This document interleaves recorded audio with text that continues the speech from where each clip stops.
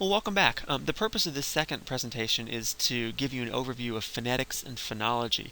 The readings that you want to pay attention to related to this are Chapter 6 out of Pinker's book, I think The Sound of Silence, I think it's called, and the chapter by Joanna Leboff out of the book Language in the Real World, which is up on Blackboard.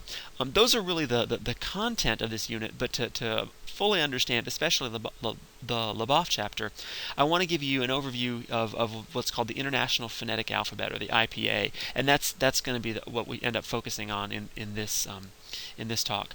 As you listen to the rest of this lecture, I'd recommend that you have a copy of the IPA chart handy. Now, I've got the full chart up on Blackboard. You can take a look at that if you want, but there are a lot of symbols on that chart that we're never going to use in this class. There's a lot more than we need.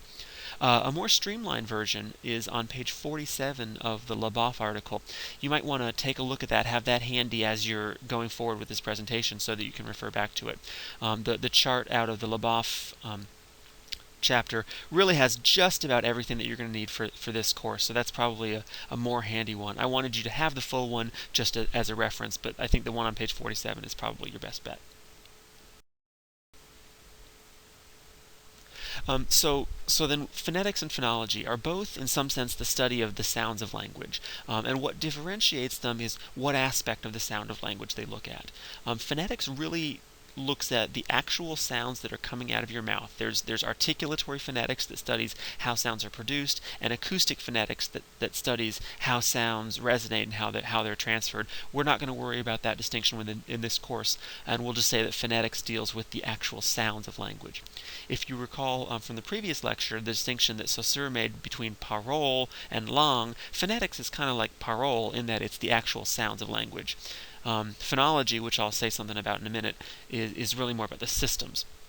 But why should you pay attention to the actual sounds of language? Well, one reason is that the actual sounds of language are quite different than what we think it makes up language, and what we hear in our heads. I'll give you a couple examples of that.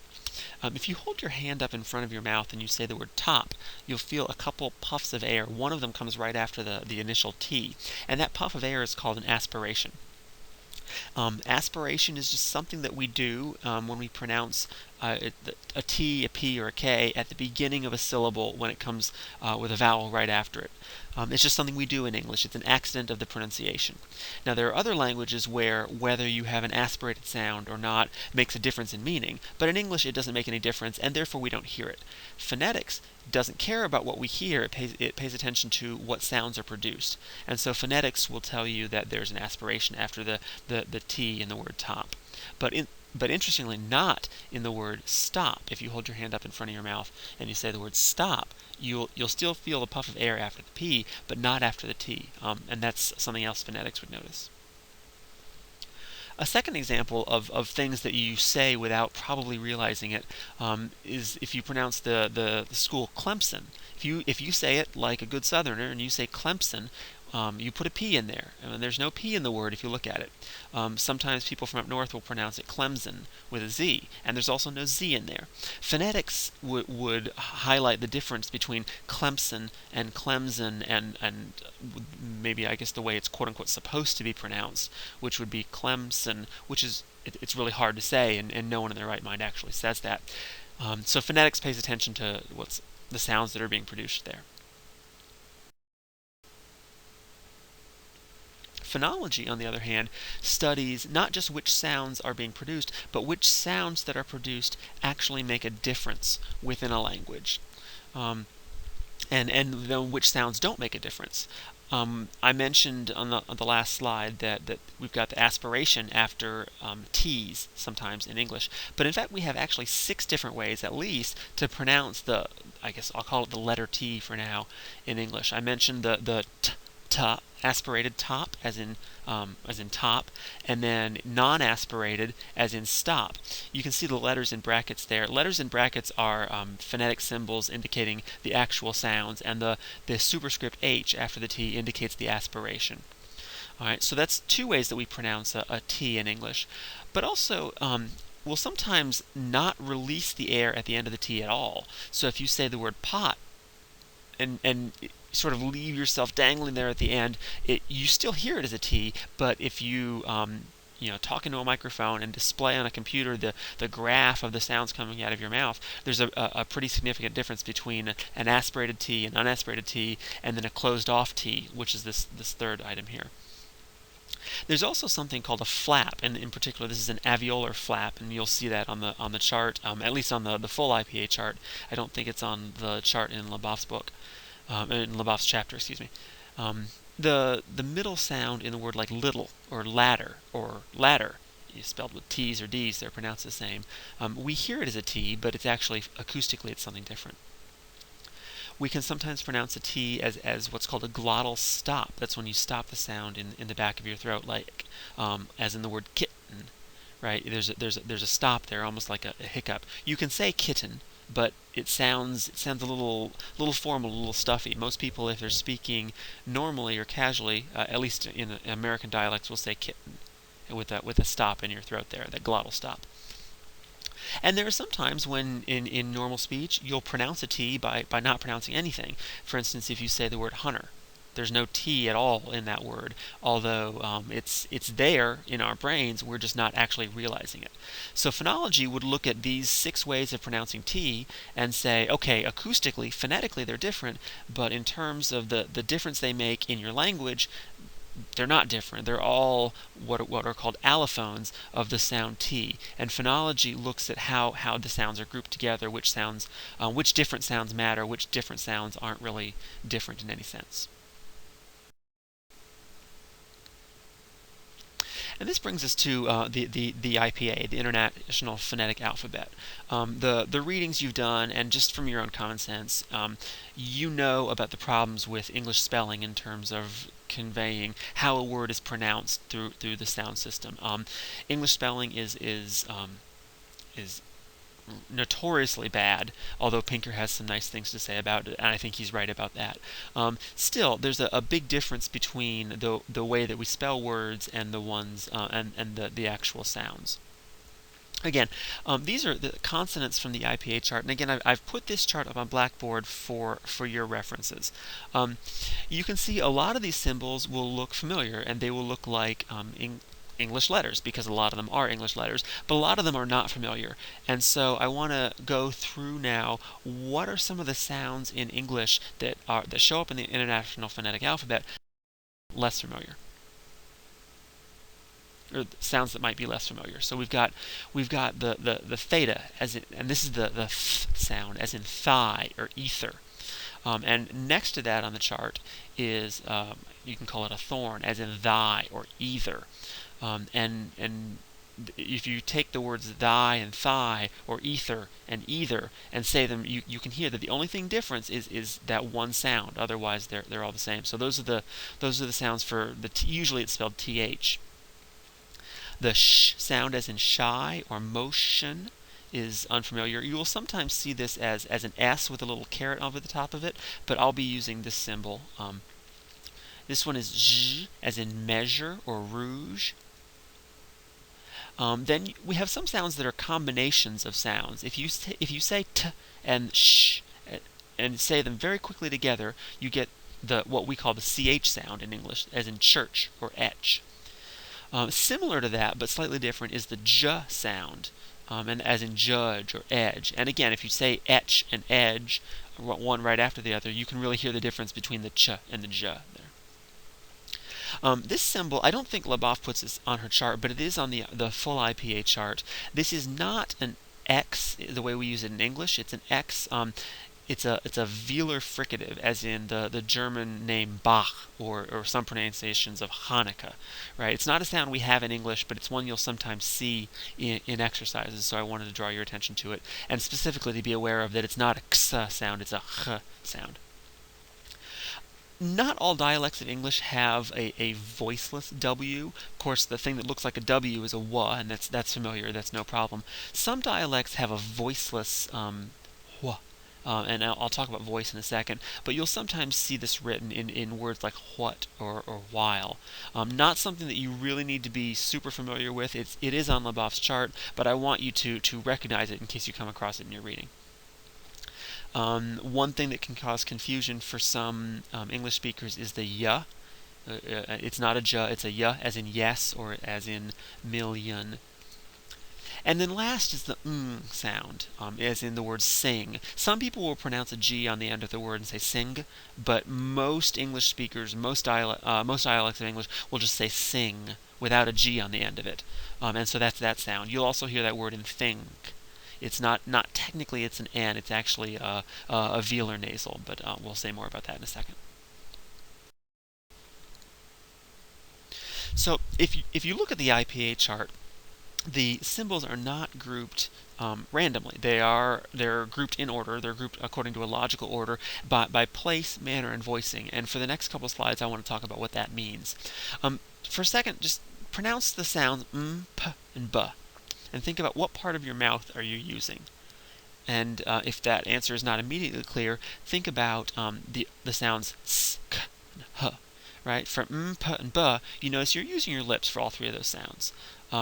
And for s, k, and h, you're not using your lips. You're using either the middle or the back of your mouth. And in the case of h, it's a throat. So this really gets at the idea of place of articulation, the place in your mouth where the sounds are articulated. So p, and b are what are called bilabials or sometimes just labials because they use your lips.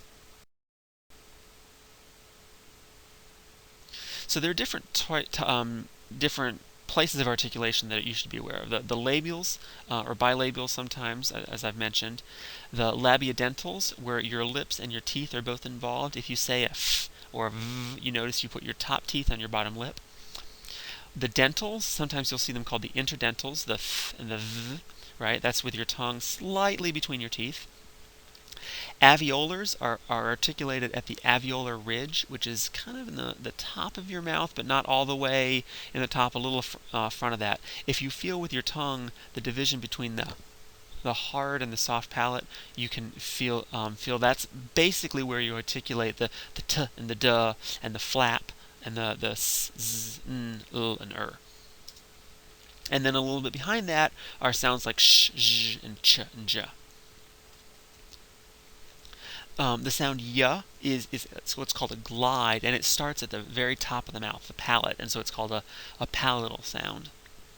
And then sounds that are in the back of the mouth near the velum are called k, g, ng, and then the voiceless w, and then w.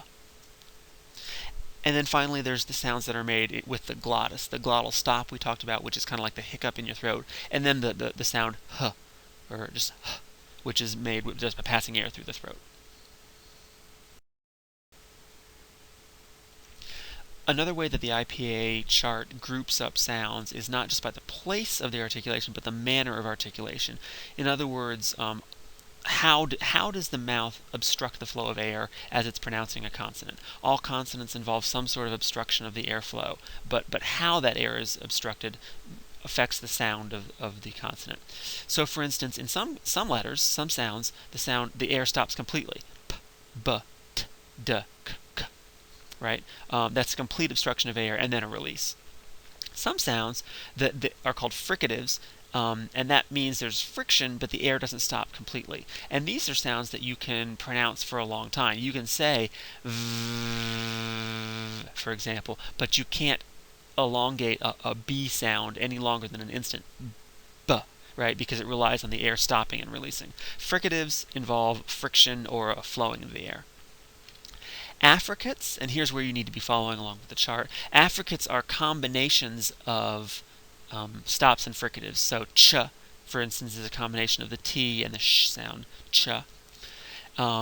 Nasals, no surprise, are articulated with the nose, and if you look at the chart, you can see the nasals are going to be the n, and the right? They're in a single row on the chart, whichever chart you're looking at. There are a couple other manners of articulation, but I'm not going to worry about those too much. Laterals and approximates, those are kind of beyond the scope of what we're going to be doing in this course. And then finally, consonants are also grouped according to whether they're voiced or not. Voicing refers to whether your vocal folds are vibrating. If you put your fingers lightly on the side of your throat while you pronounce s and z, you'll notice that your throat is vibrating for the z, but not for the s. right? The vibration is in your vocal folds, and that's voicing. Some sounds are voiced, some sounds are voiceless. On the IPA chart, whether it's the one from the Leboff chapter or the full chart, when two consonants are in the same box, the one that's on the left is voiceless, meaning the vocal folds are not vibrating, it's unvoiced. And on the one on the right is voiced, meaning it engages the vocal cords. Vowels tend to be a little bit trickier, but you can read them off the chart based on the same principles. If you look at the full vowel chart, which I've got here, you'll see there's a lot more vowels than we have in English. Although English has a pretty robust system of vowels, we have a decent number compared to some other languages. They're grouped by the location, whether your mouth is closed or open, whether the vowels are articulated in the front of the mouth, or the back of the mouth, and also whether your lips are rounded or not. I'm less concerned for this course about vowels, but I do want to draw your attention to the vowel symbols that will you be using and that I want you to be able to recognize. So the vowel symbols that you need to recognize are these. There's what we would call in English a lowercase I is a seat. The E sound as in seat. And if you've taken Spanish or to some degree French, the sounds of these vowels will be familiar. They're quite different from what we have in English, but they're pretty standard across Romance languages and some other languages too. So E, then there's a I as in sit, which has it looks like a capital I. So there's E, I, A as in sate, E as in set, A as in sat,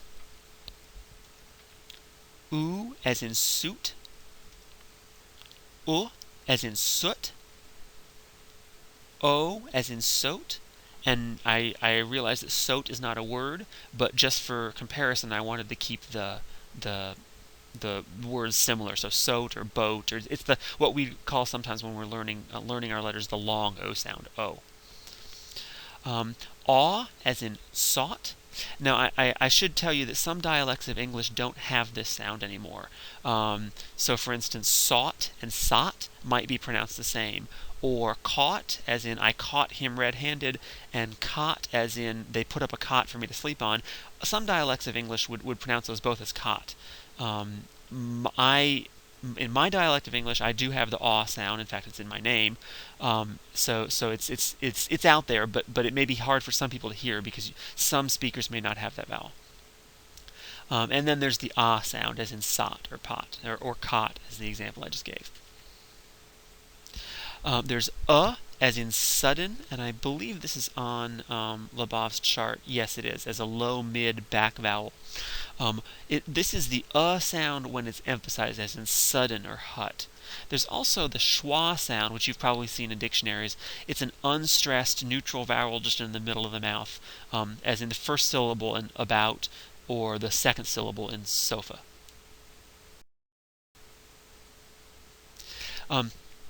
Those vowels are technically called monophthongs because they consist of one sound. A lot of English vowels, especially in the South, are actually diphthongs, meaning they're a combination of two different sounds. So for instance, if you say ah and ya together, I, and you run them together, it produces what we call the long I sound in phonics sometimes. You'll see it written as either of the ways that I have it there, but this is the sound as in mice. The vowel O plus the glide, oi. Sometimes it's written the second way with the O and then the I, as in moist. Now, English speakers, again, we hear these as single vowels because we treat them as phonemes. They're a single sound in the system of our language, but phonetically they're distinct sounds. There's aw, or another way that it's sometimes written down is the aw there, as in excuse me, I've mispronounced that. That's ow.